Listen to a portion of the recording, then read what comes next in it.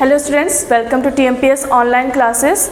Today in this video we are going to continue our chapter, that is chapter number 6, sound. In the previous video I have told you about that sound, how sound travels in various mediums and in what form it travels. We have learned about its speed in solid, liquid and gases.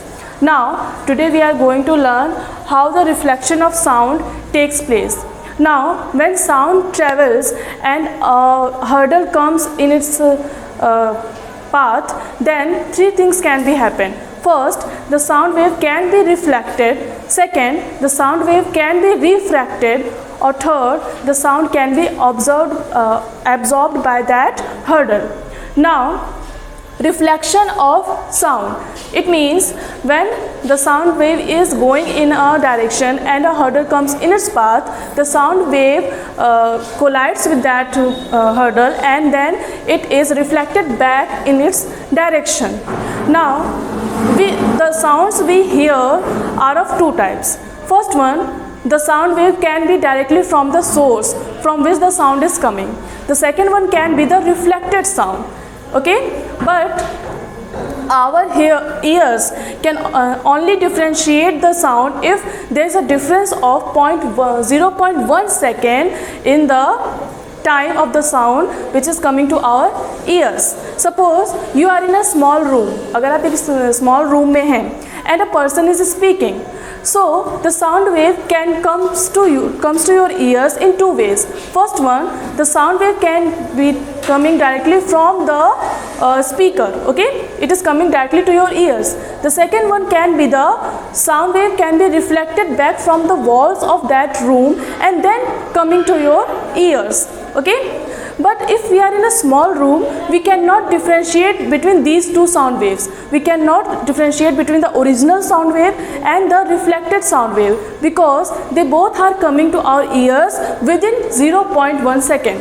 Our ears cannot differentiate between these sounds. But if you are in an auditorium or in a large hall, you can observe that when the speaker is speaking, we hear that sound, and after some time we again hear the same thing which is reflected back from the walls of that auditorium. Okay, so we can differentiate between that two sounds because the time taken by the reflected sound is greater than 0.1 second to reaching our ears. ठीक है, हमारे कानों तक पहुंचने में उसे 0.1 second से ज़्यादा टाइम लगेगा, तो हम उन दोनों साउंड्स में डिफ्रेंशिएट कर सकते हैं.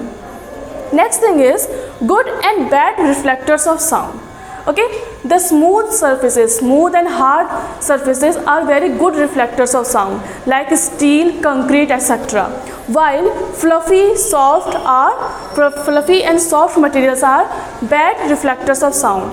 You must have observed when you close the curtains of the window, you cannot hear the noise coming from outside the window. Okay, because the curtains absorb the sound waves and it doesn't reach to your ears. Next thing is echo. Echo means the same sound wave which is reflecting back to you.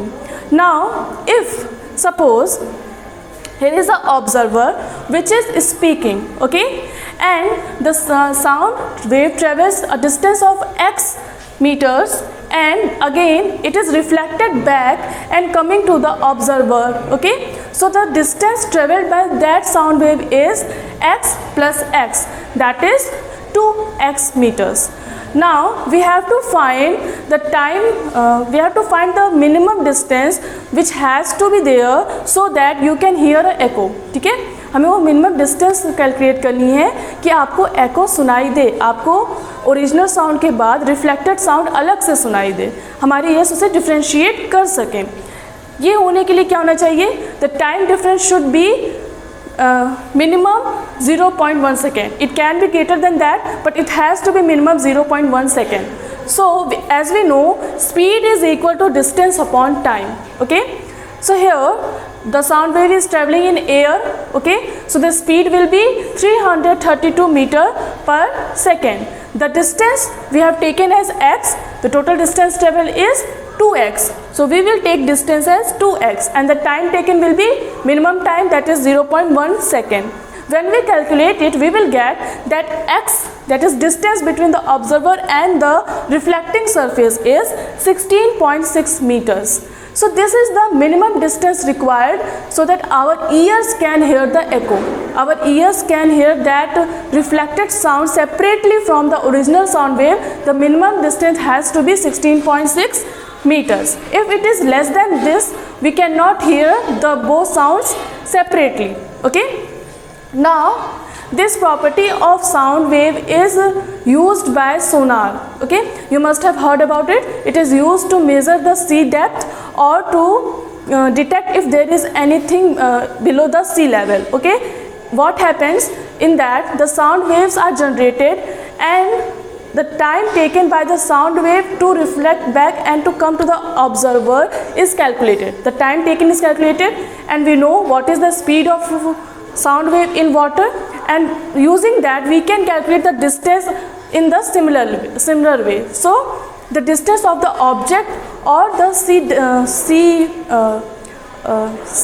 surface below the water can be calculated in this way. So that's all for today class. Thank you.